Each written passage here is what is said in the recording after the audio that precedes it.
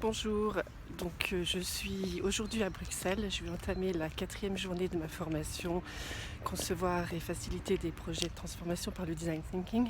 Et aujourd'hui, en fait, on va aborder un point qui a l'air très simple, mais en fait qui est extrêmement compliqué. En fait, c'est le test et l'obtention de feedback. Donc pourquoi c'est compliqué? En fait, parce que ça repose sur un état d'esprit qui est vraiment à l'opposé de ce qu'on a intégré. Parce qu'en fait, on a appris depuis tout petit que lorsqu'on ne savait pas ou lorsqu'on faisait des choses négatives, on devait en avoir honte, on devait les cacher. Et donc l'obtention de feedback, c'est prendre plein de choses, a priori faire en sorte, mettre la personne en face à l'aise pour qu'elle nous dise des choses négatives et les intégrer.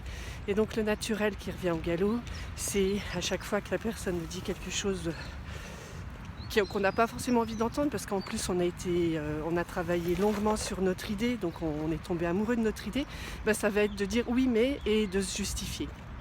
Donc en fait ici, l'idée c'est vraiment de mettre son orgueil, son ego de côté, qui peut être extrêmement blessé en entendant des choses négatives.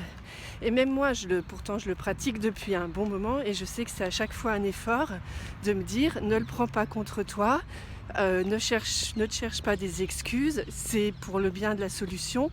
Et le réflexe naturel, c'est toujours de chercher à défendre son point de vue, défendre ce qu'on a voulu montrer, etc. Donc tout ça pour dire que ça repose vraiment sur un état d'esprit qui n'est pas le nôtre, et qu'il faut faire un effort énorme pour être dans le bon état d'esprit. Et les designers, une fois de plus, ils ont quelque part conservé cet état d'esprit qu'on avait tous enfants.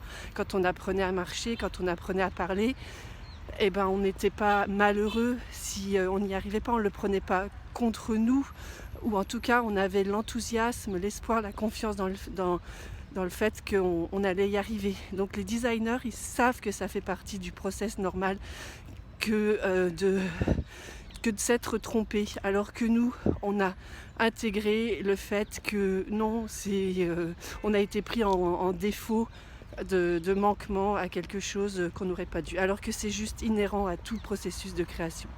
Voilà, donc je vous souhaite une très bonne journée. À bientôt.